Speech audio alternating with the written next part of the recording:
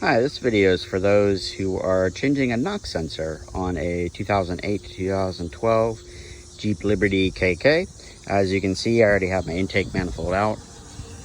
And just a few pointers, because if you read the book, it's going to tell you to do certain things that you really don't need to do. One, it's going to tell you need to drain your coolant, and that there's going to be some coolant hoses.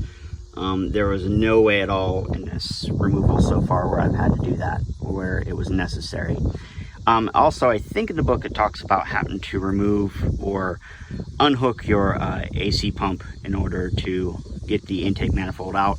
There is one little bolt right here that one of the sensors on the intake manifold rubs up against, but if you shift the manifold a little bit, you can wiggle it past this, so you don't have to remove this pump at all. And then once you do remove it, be careful of these guys right here. These little gaskets for your fuel oil goes down on top of those, your fuel injectors.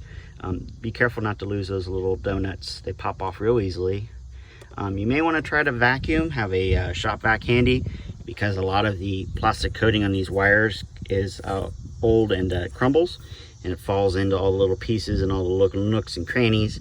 And of course, you don't want any of that getting into your air intake or down in other areas. So I would definitely take a shop vac out and use that to suck it out. The other thing is the oil dipstick. You do need to remove it in order to get the intake manifold out.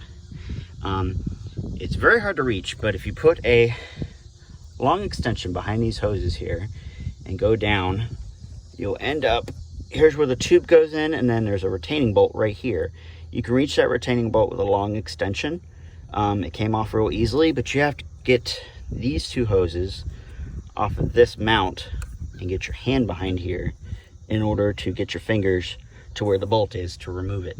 And then it's a very hard pull to get the tube out, but don't worry, you're not going to break it. The tube has a seal at the end that is, I recall where I threw it.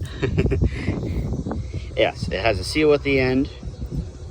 Come on, focus. It has a seal at the end, so it makes it hard to pull out, but it does come out. I believe that is all I can give for advice on this. I am changing my, which is bank 2 knock sensor. It's underneath here, and the wires, both wires run back here to some connectors. So it'll be pretty easy to change after this, and then make sure you torque this down to the right torque specification, which I'm not sure offhand. I'm not going to quote it. Other than that, I think that is it.